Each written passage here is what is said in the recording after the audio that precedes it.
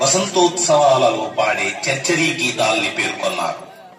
ఆ చర్చరీ పదాలే మన జాజర పాటలు కాబోలు.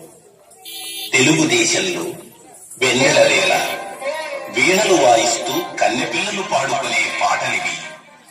వీణా గానము వెన్నెల తేట, ప్రాణమీరగా రమణుల పాట, ప్రాణమైన పిన బ్రాహ్మణు వీట, జాలలు మెత్తురు జాజర పాట.